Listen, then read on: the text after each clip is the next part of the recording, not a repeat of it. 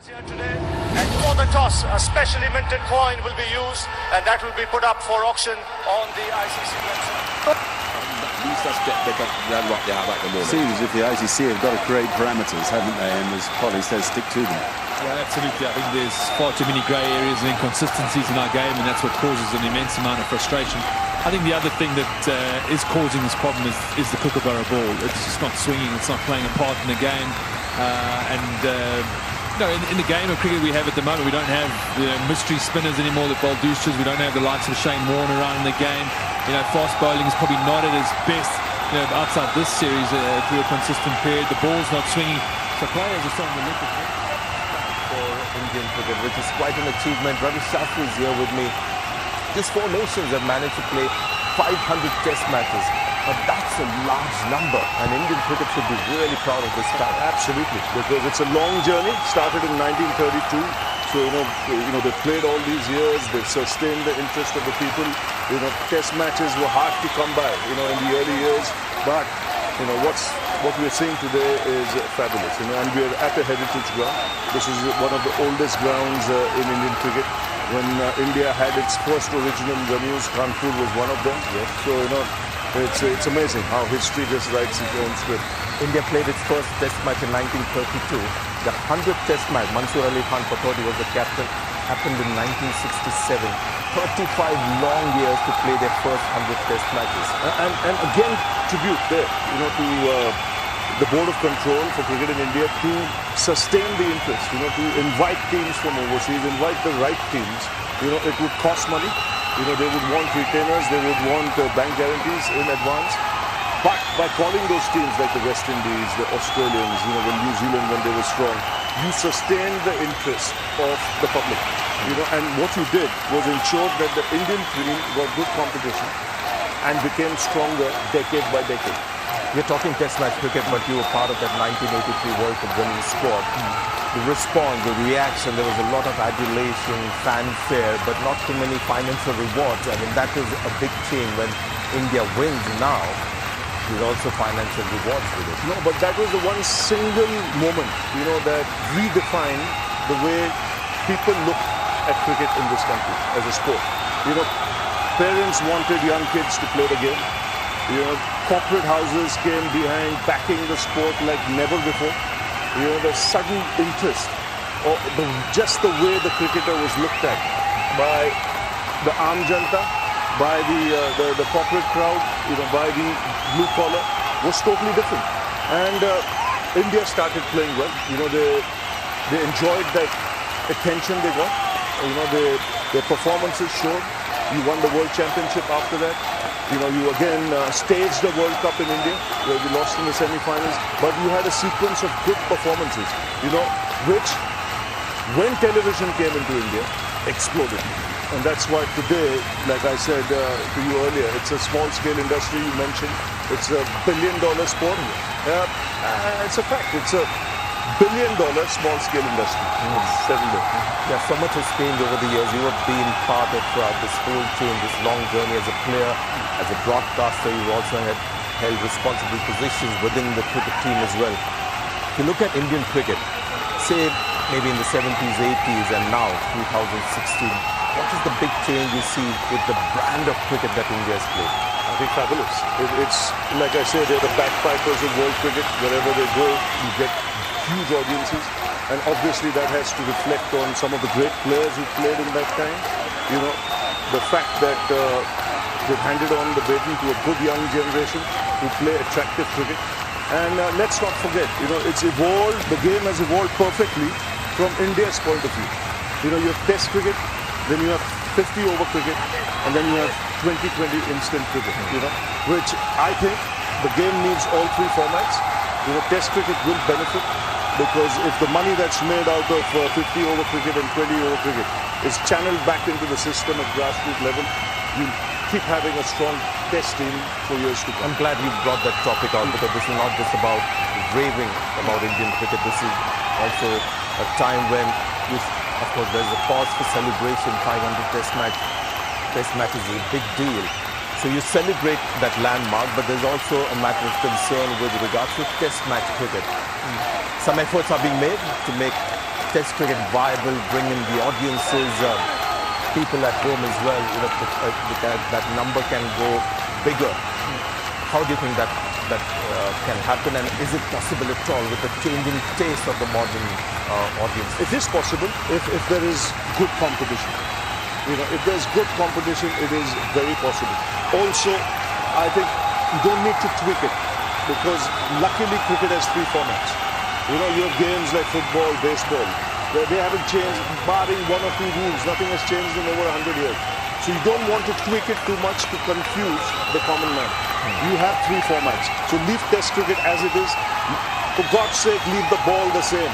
Red color, right? Only reason why that is being attempted, Ravi, is to ensure that you play at a time when people are not working. Yeah. Because when they are at work, it's not possible, even if they like Test match cricket, to watch it. And I think that is the reason why they are made to tamper. By all means, but I would rather have a session under lights. That's the point you made. Yeah, a session under lights, maybe 3 hours under lights, which means you start not necessarily start at 1 o'clock or 12:30. Make sure the game gets over by 8:30, so people can go back home. But the different thing you give them, you don't have to change anything too much. Both sides know they will have to bat 1 session with the red ball under lights. Wickets might fall, runs might be scored, anything can happen. But the rules stay for both sides. It's how you adjust and adapt. As long as it's not dangerous, I don't think it's dangerous with lights here. And that could suddenly start getting in more people, attract, make it more attractive for the television audience as well. These are the things you've got to try and think, but without trying to tweak it too much. Now, these obviously are long-term challenges that I'm sure the world cricket is aware of, but they look at this as one of the goals to achieve. The immediate challenge for Indian cricket and the BCCI is what's happening in the court orders, the Lodha Commission, their recommendations. So it's a huge deal. Indian cricket, have to tackle a lot of these recommendations which they find are unfair and might stifle the growth of Indian cricket. Some feel that Indian cricket will not be able to stand on its feet if all these recommendations were put into place. What are your views on that? See, I didn't get a chance to speak to the Lodha committee, right? But they are ex-Supreme Court judges, and they have got experience. So obviously they've gone through a lot of stuff. They've spoken to a lot of people and come up with a lot of recommendations. Now, when it comes to governance, when it comes to administration, where if they felt that things weren't going well, they've got every right to mention what can be done. The same with governance. Another brief that they had been given was to sort out the fixing problem. How do you sort it? There has to be, it cannot be a bill has to be passed. You should know what has to be done. Where a guy is punished in such a fashion that it deters other players from doing it. Which means a recommendation to Parliament to pass a bill, which can put a guy in the clink so that no one else will want to do it again. Fine. But there are certain areas where I thought that you can still have a dialogue with the Lodha committee, because those are things, if applied, it could take the game back. It could be detrimental. Like, for example, the cooling off period. Yeah. Okay? Why would I want to join the BCCI? Why would any player want to join the BCCI? If I have an idea, that is something constructive that I can do, contribute. In 3 years, you're telling me to go. But what can anyone achieve in 3 years? And he gets to come back, but the cooling off period... How do I know the guy after me is competent enough? If I have done a competent job, I should be respected for my competence. And where I think 6 years is no harm. After that, if you have to sit out for 3 years, come back for another 6, fair enough. But 6 years is enough time. Even the presidential candidate of the country, it's a 5-year term. Unless something happens and there's an election in between, he stays for 5 years. And that's anywhere in the world. Yeah, any other recommendation that even I thought the selectors thing, when I played the game, I thought 3 selectors was enough. But today, the way the game has evolved, with the 3 formats of the game, the interest that exists in the country, the combined number of people that play the game in India is more than the population of all the countries that play cricket together. So if Australia has 3 selectors, that's fine. It's 20 million people, 17 million people. Here you have 1.2 billion. I mean, you're asking that poor guy too much, you know. He'll get serious travel miles. You know, if he's one of the three, he'll go from one end to the other of the country and still not be able to do a job. I think 5 is still in order. And another thing, you know, I've always believed there's no substitute for experience. You know, we say that in cricket. This is something I've learned from the sport. This is something I've learned when I've interacted with people from different, you know, different fields in life. Whether it's corporate, whether it's sport, whether it's administration, you name it. And I certainly believe in what I'm saying. There's no substitute for experience. And we've got a couple of guys on the board. You know, they're 70 plus. But then forget a youngster. They'll give anyone from any field a run for their money. You know, I'm not targeting anyone or anything because I've seen them work. I've seen them as administrators. I don't want to single out or take names. I've seen them working. People know who I'm talking about because I don't mince words in any way. But they're outstanding. So, you know, and these things, if you try and push it immediately, it might just be detrimental at this moment of time. So if you have to make a final sort of assessment and roundup of the Lodha recommendations, I think the dialogue must still continue. You know, overall, you think it's a bit unfair? It shouldn't be like a boxing bout. I think there has to be, where a genuine effort should be made, you know, ideally from both parties, to have a dialogue on certain things which, you know, can work. Most of the recommendations are anyway accepted and the board is trying to do something. But, you know, this 3-year cooling period is harsh. And also, if you want cricketers to come into the system, spell out. This is a professional job. No cricketer will want to do an honorary job. Yeah, it's a professional job. You know, you play cricket for 6 hours in your time. You know, at times when you see what people get today, you got peanuts. You know, but then if you pay peanuts, you get monkeys. So get professional. You know, write the right amount of money. What should be given for this job, that job, whatever comes your way. Make it professional. You'll see a lot of cricketers coming into the system. Well, thank you so much, Ravi, for talking really passionately about this. It's a very sensitive topic, but you've been very forthright. The reason I'm passionate, Sanjay, is because it's a great cricket playing country. Yes. And if things were that bad, you wouldn't have achieved what you have achieved. You're celebrating 500 test matches, you've won 2 World Cups, you're the #1 team in the world. So all cannot be wrong. Yes, there might have been areas which, you know, you needed a whack on the backside to be corrected. You know, but could that be the reason why some feel it's a bit extreme? I wouldn't say extreme dialogue. I'm saying dialogue. You know, dialogue because let's be practical if it can work or not work. You know, because we want Indian cricket to carry on. We don't want it to go back 5 years. We don't want this team to suffer for 5 years. There'll be total chaos. Other teams get the upper hand, and then again you have to try and climb up the ladder. Really difficult. I think, to be fair, let's get back to what is really important, which is cricket on the field. And as I said, 500 test match on this venue. We've all been test cricket fans. The ultimate test for a cricketer. 500 test match. We are celebrating that today. 1,000 test match for India possible, or test cricket might struggle to reach there, or it can happen as easily as the last sort of 300 matches have happened. See, I'll tell you. You know, it's again personalities, I believe, who make the sport. We had one gentleman yesterday who played 40%. Yeah. Okay. Inspired generation after generation when he played the game. And there was another little fellow before him. Yeah, who inspired exactly. And before that, the spinners. So every era has superstars. But when you have someone like a Tendulkar who played across 2.5 generations, and where everyone in this team literally worships. Absolutely massive support for the Indian team who take on Australia in Thursday's semi-final, and massive support for a man who calls the game so beautifully. Abhishek Babu, hello and welcome to the show. Thank you very much for being really kind. Stats, there's so many stats in cricket in this World Cup, you see them pop up all the time. So I've got an interesting stat for you. In 1992, you were voted as the most sexiest voice on Australian radio. I don't know if it was a vote, but it was great. I don't know. All I know is there's a lady who wrote it. And nobody had ever, and sadly thereafter nobody has ever, used that adjective about me. Really? Whether it's the voice or whatever. So I've got a clipping of that back home, and I look at it from time to time to see if it's for real. Are you Susan Kurosawa? Susan Kurosawa, who was the writer. I've been trying to meet her ever since. Were you surprised at all? I was. Not her embrace, but the embrace of the Australian public when you were doing that ball? I am actually. I still wonder. Maybe it's just a different accent. I don't know what it is, but I like the fact that you can come hard at Aussies, like I am at Crash at some point. Yep. And they don't seem to mind. They come hard at you and you're friends.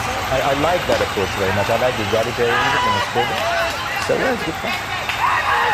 There's another award, but another game. Yeah, well, people I don't think you appreciate how big Harsha is in India. He's got about 2 million Twitter followers. And there was a talent quest, wasn't there, to find the new Harsha. And thousands upon thousands of people entered it, didn't they? Tell us about that. And did you go out yourself? But no, I didn't. But Crash, we put up a poster. There's thousands watching in India. We've just got that many numbers. But yeah, I mean, we're 1.3 billion people now, so we can get numbers, whatever we do. But yes, it was very interesting. We were looking for a new anchor, and we had lots and lots of entries. Some of them doing really well now. I agree with Polly to a degree. But the thing is, when you say you can use your saliva, then you have to say, you can't have sweets in your mouth when you're using that saliva, because the sweet then adds sugar to your saliva. And as Polly says, you've got to make it totally clear. Anything that is natural to your body, saliva, your fingernail, whatever you want to do, fine. But if you're going to start bringing in foreign objects, then you're crossing the line and you have to cut that out. I'm not too sure the ICC will agree with that, but I think that was at least a step better than what they have at the moment. Seems as if the ICC have got to create parameters, haven't they? And as Polly says, stick to them. Well, absolutely. I think there's far too many grey areas and inconsistencies in our game, and that's what causes an immense amount of frustration. I think the other thing that is causing this problem is the Kookaburra ball. It's just not swinging. It's not playing a part in the game. In the game of cricket we have at the moment, we don't have mystery spinners anymore that bowl deuces. We don't have the likes of Shane Warne around in the game. Fast bowling is probably not at its best. Outside this series through a consistent period, the ball's not swinging. So players are starting to look at methods to compete, and I think I tend to agree with Mikey and Sean. I agree. You give the guys the ball, use any part of your body, but no outside influences. Yeah, I think it's very hard to still police that, because if someone puts a sweet in their pocket, or you get caught with a lolly or chewing gum, or sunscreen on the sweat, it's fine. It's like a sweet or Vaseline on the eyebrow. That's a fine on your own. Yeah, it's just hard to police that. I agree with what the boys are saying. It's just hard to police that. My question is, with technology these days that we've seen with the bats and everything else with the technology, why has nothing happened to the ball? Why can't we get a better ball? The ball hasn't been changed since the history of the game, and we've got the similar ball for such a long period of time. All we want to see is a contest between bat and ball. So you go back to the pitch conditions, and you go back to if the ball did something from the start. So the best ball I see that everyone uses is the Duke ball. So like Smitty said, one ball would be what is the best ball around, and let's use that. And can we weight one side of the ball? Now we're getting too scientific about it, but can we weight one side of the ball like the old tape tennis ball that swings? Because as soon as we get a ball that does something, it's a great contest. But the Kookaburra ball, there's just not enough ball swinging with the new ball. And then it doesn't go reverse, it goes out of shape. So people are trying to do different things to make the stay in a contest because of the flat pitches. You'd be able to go with the Duke ball, guys? Yeah, I think we tried the Duke here before we went to the 99 World Cup, and it sort of got out of shape on our harder surfaces, so they'd have to do some experimenting to see if it would last. But I think also the mindset needs to change a little bit about anytime we have a pink ball test match, everyone says, this ball's going around corners, this has become out of control. In the old days, you used to have uncovered surfaces, your rock up would be flat, the wicket would get soft, all of a sudden it would overnight rain and the ball would spit, and Underwood would pick up 8 for split. So that part is part and parcel of the game. It's allowed to move. I think also the mindset of what a good pitch is, and it must be good for batting. I think that must also be put into their pitch is not a flat pitch, 500 plays 500. That's not a good pitch. It's not exciting cricket anymore. You won competition between bat and ball. This summer in South Africa, we've seen that, and it's been exciting test cricket. And a ball that does something is enjoyable. I mean, you think of that, your Ashes test over Boxing Day, that was just a flat pudding, and that wasn't exciting for anyone. Okay, so we want a better ball, and we want clearer guidelines from the ICC. They're the two. And punishment straight away, not let it go. If something happens to whatever team, if someone steps out of line with Vaseline, mints, whatever, you're done. And this is immediate, so no one else does it. Okay, let's move on. Test cricket. threatened by T20. It seems to be the general view out there. Yet we've seen fantastic Test cricket throughout this tour, and in fact, a lot of Test cricket around the world is having exciting finishes, running the distance. What do we think about 4 days? What do we think about day-night Test cricket? What do we think in general? Let's start with you, Graham. You want to start with Mikey? Okay. We like starting with Mikey. Mikey loves 2020 cricket. No, but we're not talking about 2020 cricket. You did answer this competition. Mark is leaving for that discussion. My problem with Test cricket is that there are too many Test matches that have no meaning whatsoever. People are just organizing Test matches between two countries. No significance, no meaning, doesn't lead to anything. And that is my problem with Test cricket. What I would like to see them do with Test cricket is have less Test cricket, more meaningful Test cricket, meaning 2 divisions. And you have a promotion and demotion system. I mooted that from 2010. I know it will never happen because there are certain countries that will never ever stand going down into second division, whether their team is good or not. But if you are interested in cricket, and if the ICC are interested in development of cricket and the cricket, Test cricket that is, to get back the prominence that it once had, you have to have meaningful Test cricket. Do you think the forthcoming World Test Championship helps that situation? No. No? I spoke about that on commentary earlier on. Over whatever period of time you're going to have these teams competing towards that final. So at some point you're going to have half the entire world who know they cannot get to that final. What do they do after that? Play more meaningless Test cricket. What's the point in that? Right. You've got to have, throughout the entire season, whatever period of time you say you're going to qualify for Division 1 and Division 2, every team is fighting to either go up or to prevent themselves from going down. Very good. Just like county cricket, Mark. You know, when I played county cricket for Derbyshire, halfway through the season, I was like Hampshire was competing for all the different competitions. Halfway through the season, more times than not, Derbyshire had absolutely no chance of getting any silverware. The rest of the season became boring, became tiresome, and you're just waiting for the season to end. When you now have a promotion and demotion system in county cricket, almost every game, at some point, perhaps the last 2 games, you know you cannot get promoted or you definitely will get demoted. So yes, but not halfway through the season. Okay, Graham? I agree with Mikey. I was in commentary with him at the time we debated all of this. I like the 2 division stuff. I think the biggest thing is creating context in our cricket. I mean, these series where there's 7 ODIs, it's pointless for me. I think context is the most important thing. When there is that, when 2 good teams play against each other, everyone wants to watch no matter what the format, and then Test cricket becomes prominent again. So I think we've got to get our standards up, get more teams competing at a higher level, and then people will watch. Morning? Yeah, I think we all love Test cricket, and because we know it's the hardest form of the game. Over 5 days, the best side will always win.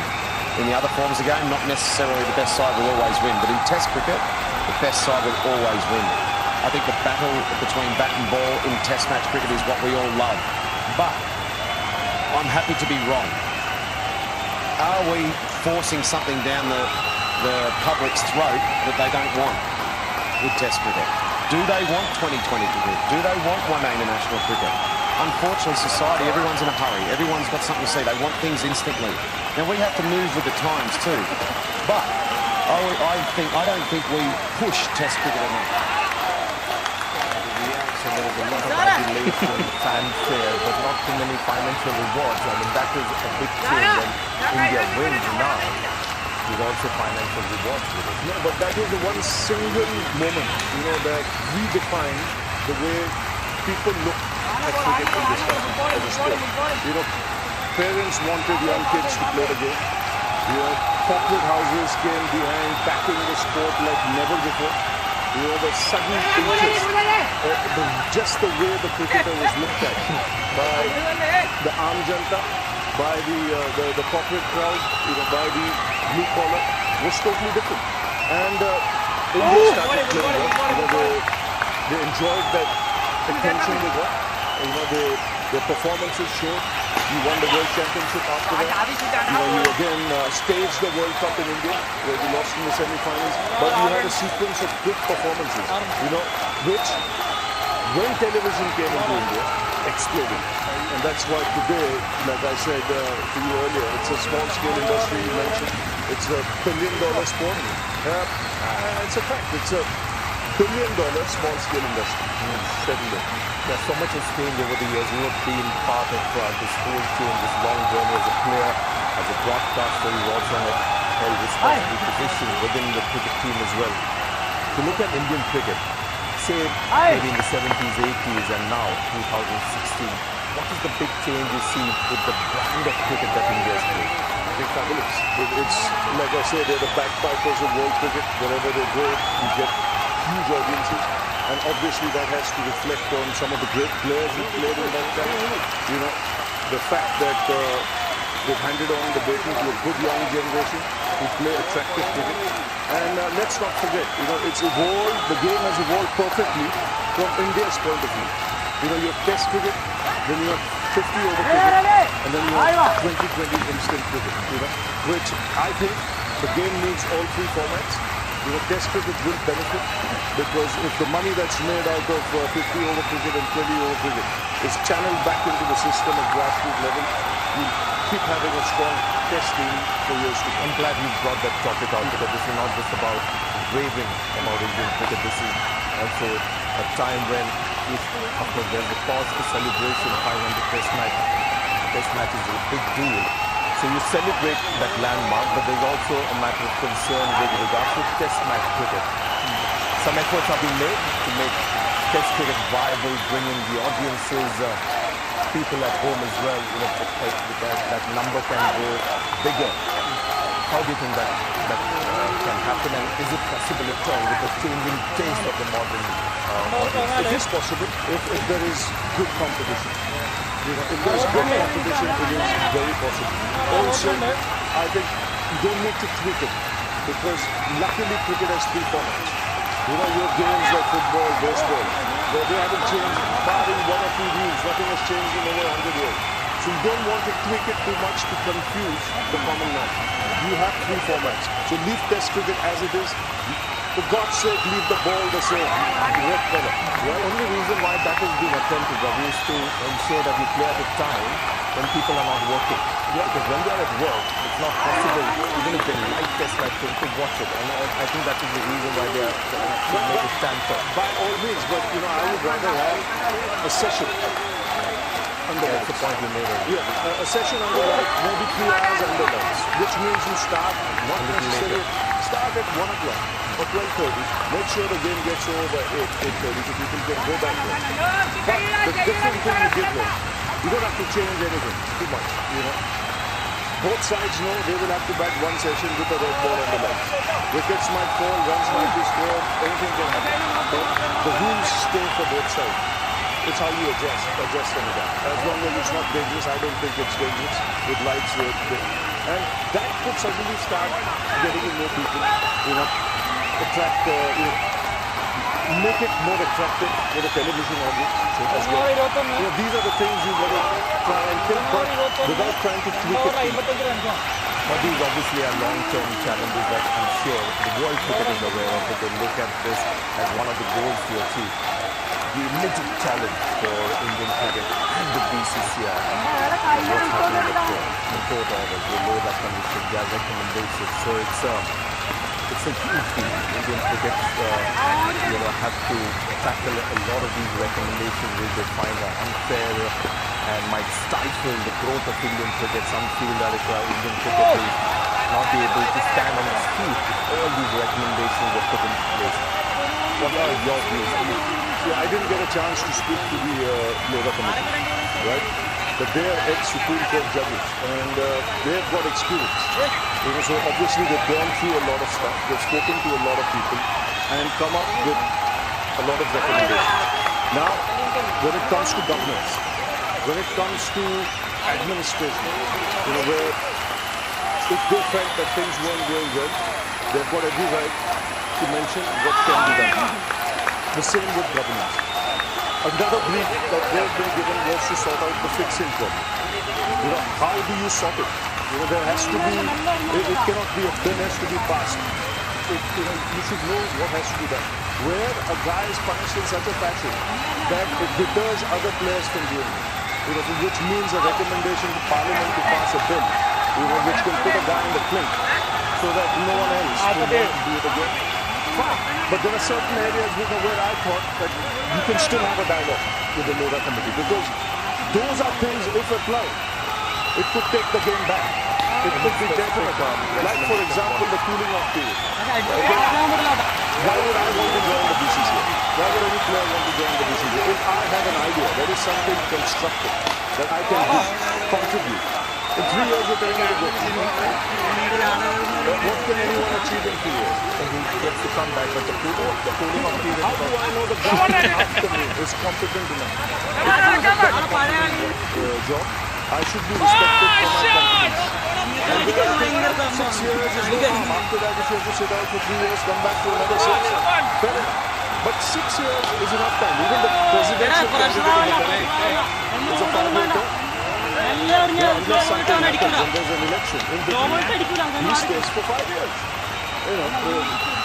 And that's anywhere in the world. Any other recommendation that you Even I thought the selectors did, when I played the game, everything else with the technology. Why has nothing happened to the ball? Why can't we get a better ball? The ball hasn't been changed since the history of the game. And we've got the similar ball for such a long period of time. All we want to see is a contest between bat and ball. So you go back to the pitch conditions, and you go back to if the ball did something from the start. So, the best ball I see and that everyone uses is the juke ball. So like Smitty said, one ball would be, what is the best ball around, and let's use that. And can we weight one side of the ball? Now we're getting too scientific about it, but can we weight one side of the ball like the old tape tennis ball that swings? Because as soon as we get a ball that does something, it's a great contest. But the Kookaburra ball, there's just not enough balls swinging with the new ball. And then it doesn't go reverse, it goes out of shape. So people are trying different things to make the stay in a contest because of the flat pitches. You'd be happy to go with the Duke ball, guys?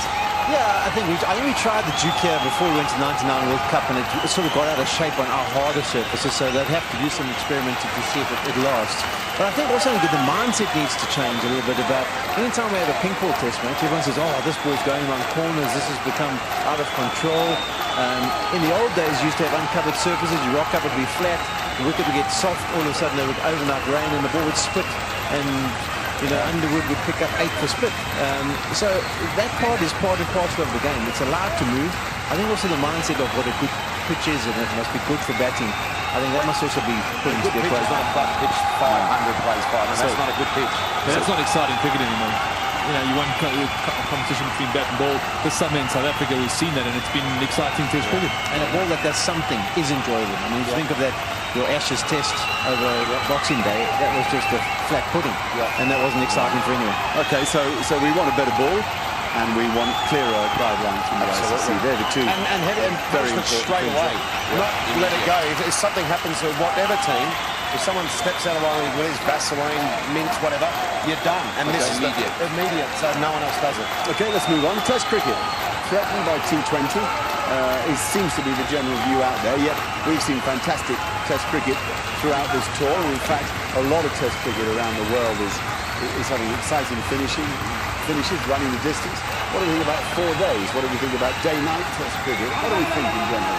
Let's start with you, guys. You want to start with Mikey? Okay. We like starting with Mikey. Mikey loves 2020 cricket. Nah, but we're not talking about 2020 cricket. You did answer this competition. Mikey's leaving for that discussion. My problem with Test cricket is that there are too many Test matches that have no meaning whatsoever. People are just organizing Test matches between two countries, no significance, no meaning, doesn't lead to anything. And that is my problem with Test cricket. What I would like to see them do with Test cricket, having less Test cricket, more meaningful Test cricket, meaning 2 divisions. And you have a promotion and demotion system. I mooted that from 2010. I know it will never happen because there are certain countries that will never ever stand going down into second division, whether their team is good or not. But if you are interested in cricket, and if the ICC are interested in development of cricket and the cricket, Test cricket that is, to get back the prominence that it once had, you have to have meaningful Test cricket. Do you think the forthcoming World Test Championship helps that situation? No. I spoke about that on commentary earlier on. Over whatever period of time you're going to have these teams competing towards that final. So at some point you're going to have half the entire world who know they cannot get to that final. What do they do after that? Play more meaningless Test cricket. What's the point in that? Right. You've got to have throughout the entire season, whatever period of time you say you're going to qualify for Division 1 and Division 2, every team is fighting to either go up or to prevent themselves from going down. Very good. Just like county cricket, man. You know, when I played county cricket for Derbyshire, halfway through the season, I was like Hampshire that was competing for all the different competitions. Halfway through the season, more times than not, Derbyshire had absolutely no chance of getting any silverware. The rest of the season became boring, became tiresome, and you're just waiting for the season to end. When you know how about the promotion and demotion system in county cricket, almost every game, at some point, perhaps the last 2 games, you know you cannot get promoted or you definitely will get demoted. So yes, but not halfway through the season. Okay, Graham? I agree with Mikey. I was in commentary with him at the time we debated all of this. I like the 2 division stuff. I think the biggest thing is creating context in our cricket. I mean, these series where there's 7 ODIs, it's pointless for me. I think contest is the most important thing. When there is that, when 2 good teams play against each other, everyone wants to watch, no matter what the format is. And then Test cricket becomes prominent again. So I think we've got to get our standards up, get more teams competing at a higher level, and then people will watch. Morning? Yeah, I think we all love Test cricket, and because we know it's the hardest form of the game. Over 5 days, the best side will always win. In the other forms of the game, not necessarily the best side will always win, but in Test cricket, the best side will always win. I think the battle between bat and ball in Test match cricket is what we all love. But I'm happy to be wrong. Are we forcing something down the public's throat that they don't want with Test cricket? Do they want 2020 cricket? Do they want one-day international cricket? Unfortunately, society, everyone's in a hurry. Everyone's got something to see. They want things instantly. Now, we have to move with the times too. But I don't think we push Test cricket enough. I don't think the ICC and that push Test cricket enough, have Test matches that are context enough. If we re-educate the public about why Test cricket is the best form of the game and why it's so hard to play and why it's so good, we advertise it, we promote the games in it, we promote the AB de Villiers, the Virat Kohlis, these guys that are great for the game, the Mitchell Starks, the Rabadas, these guys. And when I look around advertising for cricket, it's the Big Bash, it's the IPL, it's the Grand Slam, it's all the 2020 competitions. It's terrible. It's all the advertising. There's not much advertising for Test match cricket. So let's re-engage the public about why Test cricket is so special. Run campaigns about why it's so special. The history of it. Have World Series cricket. Have all those things. Documentaries. We show all that all the time. And ex-players say why Test cricket is so good. And the last point is, we have to make sure that the modern day player and the current day player still wants to play Test cricket. So if they want to play Test cricket and they value Test cricket and they want to test themselves against the best, we've got to hope they want to do that, and the rest looks after itself. So they've got to be paid as well as they would be if they played in 2020. 4-day Test cricket, interesting? Yeah, I've been in a lot of discussions about that. I mean, Test cricket, I know we know it as 5-day cricket, but way back in the day, it wasn't only played over 5 days. There were different periods that it was played over. Pink ball matches to get people through. I also think from my side, I think there might be some teams in 5-10 years' time we might only have 6 teams playing Test cricket. Is that a problem? I'm actually not so sure if it is a problem. As long as the competition between those teams and the actual cricket that is being produced as the product is fantastic. You know, if some teams, it costs them a lot of money to host Test matches. They actually lose money on Test match cricket rather than making money on it. And for the boards, a lot of them don't want to have those matches, and a lot of the kids don't want to play. So if we've got 6 teams who are really in and committed to Test cricket, playing, and it's competitive, then you could have a Test championship where each other plays each other. So I don't know if the idea to make Afghanistan and Ireland play Test cricket is all that clever an idea with regards to making more teams play. More teams playing doesn't mean Test cricket's going to be better or it's going to grow. I think the context and the actual cricket that's produced in those Test matches is more important. A couple of divisions promote it a whole lot better, make it important, re-engage with the people and experiment. Try it over 4 days and keep having a crack at day-night games, though I do think that they have to be played in very dry climates. Can 50-over cricket survive, or is the 2020 gold rush too threatening? Well, originally I thought one-day cricket would fade away. I thought it would be Test cricket and T20 cricket, but if you talk to the broadcasters, the guys who advertise in the game, and the television rights, apparently one-day cricket is really relevant and great for those things. So, you know, it seems to be surviving at the moment. I think if they create context across every format, I think there's no reason why all 3 formats can't survive in my mind. I just think for me, I would like to see 2020 cricket go back to just a domestic game. I think, keep it at Big Bash, IPL, whatever, the NatWest Blast, the Ram Slam, and play international cricket as Test cricket and one-day cricket. Yes, you can have a World Cup every couple of years for the 2020 format, but for me, international T20 cricket lacks context. It's all either just a couple of games thrown in the start or the end of the series, and a lot of teams are using it to blood youngsters. So I'd like to see 2020 cricket remain just a domestic format. I know you feel pretty strongly about this. You'd love 2020 and you're not sure. You're not sure 50-over cricket will exist. Yeah, 50-over cricket for me, I know, works for the broadcasters and stuff, but to me, the rules were always trying to manipulate the rules because it's not that exciting to watch 50-over cricket. So for me, I wouldn't have any rules in 50-over cricket. I would actually have no rules. And I'd actually like to improve a couple of things. As I say, let me read it. Rules in the game as in field restrictions and things like that. I'd like to add a couple of things to one-day cricket. And bowlers bowl as many overs as they like. Bowlers can bowl as many overs so Warne and McGrath can bowl 25 from each end. If they want to. No, that's good. I agree. And I think the captains, with the field restrictions, no field restrictions. If you want to put everyone on the fence, let the boring captains that have got no idea, let them do it. The attacking captains will win the games. Holding Roberts, Garner Marshall. They can bowl 12 each, can't exactly they? Cause chaos. Don't have restrictions on the bowlers because you want to see. It's the same in 2020. I agree with Graham that domestic game. Don't agree with it in international cricket. I'd have it like an Olympics. Every 4 years you have a World Cup for 2020 cricket. But in that they should have 4 bowlers allowed to bowl 5 overs rather than 5 can bowl 4, a maximum of 4. I think you want to see the best bowlers face the best batsmen. What do you think of that idea?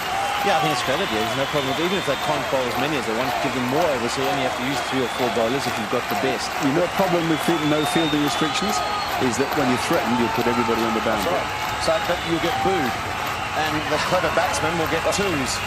It'll be ridiculous. Well, they did it. England did it, didn't they? And it caused chaos, didn't it? It ruined the game. I think in Australia. Yeah. It'll be chaos. But the difference now with 98 to the water, right? You won't get batsmen getting 2s. They bring in the field. The fields are a lot smaller. So when you have everyone on the boundary, you're still only going to get singles on those fields that they have. I just think we can't eliminate 50-over cricket. There's no ways it can, because first of all, your clubs, your schools, all the other people, the only longer format of the game they get is 50-over. So if you're going to only have T20 cricket, how can you play T20 cricket and then be put to play in a test match? It doesn't make sense, and we've got to be producing that 50-over cricket to show the others in the clubs, in the varsities, in the schools, that's how 50-over cricket. It's the same as tennis. You couldn't have tennis with 1 set or 5 sets. You've got to have that 3-set game in between as well. You've got to hold Mikey off this far, but now, Mikey, all yours. I'll give you one reason why you won't get rid of 50-over cricket. Yeah, you make a lot of money from the World Cup, 50-over World Cups. If you get rid of the 50-over game, they'll only have 20-over tournaments. They ain't going to make a lot of money from that. And the ICC want to make money. It's all about the almighty dollar, you know that. Yes, it's true. I love 50-over cricket, I've got to tell you. I still think it's the best game, and the best game of the two. I know you're not keen, but what do you think of Graham's idea that 2020 cricket should only be played at domestic league level? I've said that for many, many years. Why have international 2020 cricket? You know, I'm totally against 2020 cricket anyway, because I think it affects the longer form of the game, and it affects the poorer countries. That is why Westerners does bring in new audiences. I'm not too worried about bringing in new audiences, because those new audiences don't then go and watch Test cricket. You don't find people going to fast food restaurants and then going to the great restaurants after that. They stick with the fast food, and that is what is happening with 2020. I've made the argument with other broadcasters. I say to them, have you seen people that have been attracted by the 2020 game then going to test matches and they have to concede? No. So it's not really bringing in new audiences to cricket, it's bringing in new audiences to 2020. No, but that is a start, isn't it? That's better than not watching cricket at all. But what you found though, Mark, is that those who were watching 50-over cricket when 50-over started, that were attracted by 50-over cricket, as soon as they got attracted to 50-over cricket, they said, oh, this cricket thing ain't so bad. And they then started to watch Test cricket as well. Those who are attracted primarily to 20-over cricket, they do not then go and watch Test matches. Yes. It's been going on a very long time. Did you have a bad breakfast together this morning? No, I'm just playing devil's In advocate. 2020 cricket, there's a lot more kids that come to 2020. A lot more families have a day out for 2020 cricket, which is good. And I think we go back to the point about re-educating the public about Test match cricket. Yes, they can go to the families, the kids can have a day out at 2020, but let's try and get them into Test cricket. What's your name? This is live TV. Do you watch 20 over cricket, 50 over cricket, or do you always come to the tests? I watch all. You watch all, and which is your favourite? Big fan of cricket. I don't mind. Okay. I'd say probably the one you were just talking about. If you're under the age of 14, put your hand up if you like Test match cricket. You are not under the age of 14, my friend. 1-4, not 4-0. I act like I'm under 14. If you're under the age of 14 or over the age of 35, if you're under the age of 14, put your hands up if you like 20 over cricket. Okay, interesting. So more hands go up for Test match cricket on a day of Test match cricket. Okay, so to sum up, we want context of maybe 2 divisions. We believe that 20 over cricket should be domestic, not international. Yep. We believe that 50 over cricket could be improved by holding back on the restrictions. And we believe that Test match cricket should be far better promoted. Yep. I think that sums up our conversation. Let's go to behaviour on the field, sledging, what's right and wrong, banter, how we approach the manners of the game. Mikey. I've been discussing this a lot, and not discussing because there's no one really talking with me about it on commentary. But I have noted the point about having a yellow card and a red card with the umpires. Your first offence, which is sledging, I'm not talking about now just banter where people pass sarcastic remarks. I have absolutely no problems with that. You may walk past a batsman and to your teammate, you say, you know, last year he was a good player, look at him scratching around now. I have no problem with that. But when you're going to look at somebody and tell them about their heritage and their parents and their wife and their mother, that yellow card immediately. If you do that twice, red card. Yeah, everybody makes a mistake, man. I have no problem with someone making a mistake once. Everyone deserves a second chance. Yellow card the first time you offend, red card the second time, you're off the field, your team plays with 10. You're off for the deal for the day or the match? The match, your team plays with 10. And you do not get... No, you can't replace him. You don't get a substitute field or anything either. You play with 10. And you'll see how quickly that rubbish stops. Can't argue with Mikey on that. I just don't want to lose the contest between bowler and batter. I think people love that contest. Control it, be respectful, understand the boundaries, and I think also strong umpiring and match referees. I can't argue with Mikey. I saw it in the World Cup. Wahab Riaz in Australia, the World Cup. Wahab Riaz and Shane Warne went at each other, and they both got punished for it. And actually, I didn't think they'd pushed the That was in Adelaide, I reckon. He was bowling some bumpers to Shane Watson. Yeah, look, I love a contest, and I remember Alan Border, our fellow commentator, when I first started, and he said, you know, if you want to, if you feel like, we talk about on commentary a lot about finding a way to get into a game, because some days the ball's just not coming out right. I remember sitting talking to Alan Border about it, and he said, well, mate, just pick a fight with the batsman. Not a fist fight, but he said, get into a competition with him. And you might just walk past the batsman and say, what are you looking at? Nothing, but suddenly, it's you and him then. It's a battle between bat and ball, and it's a contest between you two. And that sometimes just switches you on a little bit more. So, like Mikey said, you know, whether you used to be a good player or whatever the line is, a bit of banter, a bit of fun. And generally those lines where you laugh, where it brings a bit of a laugh, is a good one. Where it gets too personal, that's out. And I like Mikey's idea. Put a lot of pressure on umpires, this. The red and yellow You've got to give them some control. Nearly all control's taken away in power from the umpires. They just stand there now and count deliveries. That's all. They don't really do Everything goes upstairs to third umpire as well. Yeah, I don't have any problem with discussion on the field, particularly if it's about technique or whether the guy's backing himself along those lines. But when it gets personal, I don't care who it is. You can't just have to suck it up and get that What if the personal umpires abuse? can't hear the personal nature, but it's clear there's something unpleasant going on? Can they kind of investigate? Well, it's difficult, isn't it? Because if it's not picked up on a stump mic, if it's his word against my word, it's a quite tricky, emotive issue. It is, but all the umpire has to say is, okay, something took place here. I don't know what it is, but I do not like it, cut it out. If they persist, here comes the card. Simple, Mark. What about the stop marks you said? Should they be up all the time? Does that stop a lot of that stuff happening in the game at the moment? Does that stop any of that to be kept up? If you're not allowed to be personal, you don't have The problem with them up is we're all human beings, and you might swear under pressure. You might exclaim with a bad word, and then it's not good for the kids. That's right. That's what I'm saying. I'm just throwing it out there. I think there's technology I'll be able to make them up for the third umpire and not going to ear. So the third umpire could be in his room and hearing everything. It doesn't go to here, does not hear. It's easily heard in people's living rooms. And I think if that is possible, that should be done. And then he could speak down at the on-field umpire and say, he's hearing everything. Are you happy? Did you go with the card idea? I go with the card. As a general rule, you're talking zero tolerance here. Zero tolerance, man. No sledging. I love sarcastic remarks, fine. I'm just not sure about the whole match.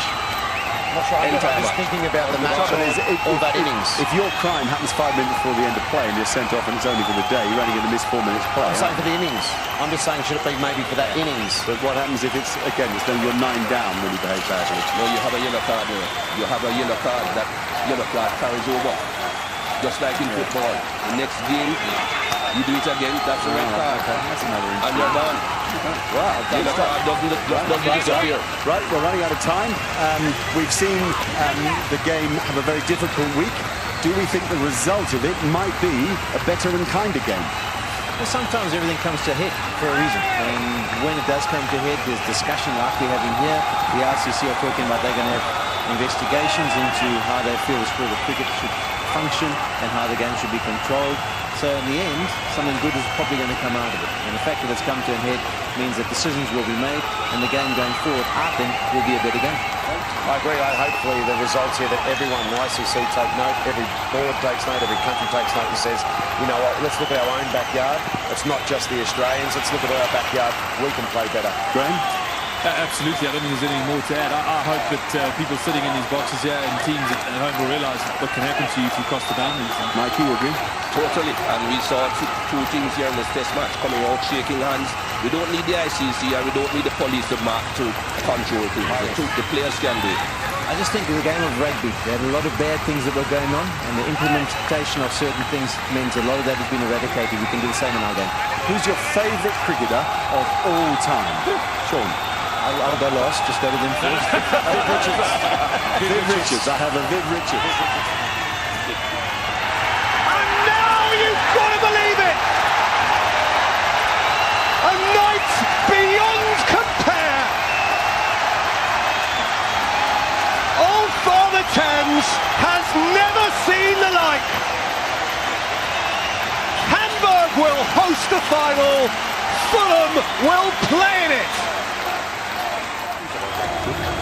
Then because you're media, you got preferential treatment, but you used to get very, very little foreign exchange. I remember going to England in '90 and thinking one day I'll take an English journalist out to dinner and pay for it. But we couldn't do that because you're only allowed to carry a certain amount of foreign exchange here. It's very, very different. What about the perception that there is perhaps too much power within India and cricket? Now, the other day, of course, wrongly, obviously, the Bangladeshi ICC president has come out and said that the decisions that were made by the umpires in that quarterfinal were wrong. Particularly, I think we can see this no ball rearranged. And then the Prime Minister back in Bangladesh also had a crack. What do you make of all that? I can understand. Obviously, I disagree, but I can understand because it's a very emotional following. I've been to Bangladesh very often. There's not a lot to cheer about in sport, much like India. We don't always have a lot to cheer about. So they're very excited the fact that the team's got into the quarterfinal. They're excited the fact that they've got an opportunity. But I think the only point they missed was they lost by 109, not by 3 or 4. So I can understand the emotion. To say this, be arranged for the usual. Harsha, where do you sit on the issue of sledging in cricket? Is it part of the game? We saw. No. I was listening to you before I came out here. Crash told me to ask you this. We saw obviously Kohli, was targeted, and he said they called me a spoiled brat, and then Dave Warner and Rohit Sharma and speak English, and I noticed McCallum from the Kiwi team obviously said this week about we don't do verbals at all. No. We're not interested in that. Where do you sit? I don't know. I think the bowler's got a ball, doesn't he? The bowler's got a ball. He can swing it, he can turn it, he can bowl the Yorker. The batsman's got a bat. And it's a very rich contest between the two. I think he's got a speed. I like what Wahab Riaz and Shane Watson were on the other day. That was full of passion, but no one is abusing anything. I'm a little old-fashioned on the views. I don't mind. I mean, Wahab Riaz was making it very clear that Watson didn't like what was happening, but he wasn't suggesting that he knew what Watson was up to with whoever, whatever. I'm a bit old-fashioned on the views. I don't know. Silence all the time. I just want to ask, both your parents were university professors, and that's not the reason, though. I know you have a degree in chemical engineering and management, and you're the most experienced commentator probably in cricket itself. Are you the one person on earth who understands Duckworth-Lewis? And do you think it should be used if it came to a final or something like that? Where do you stand? Because because it could decide the World Cup. I remember I once said something about Duckworth-Lewis, and my brother, who's got a doctorate in draft theory, he wrote to me saying, if Jeffrey Boycott says he can't understand Duckworth-Lewis, I can understand, but I will not have you say that.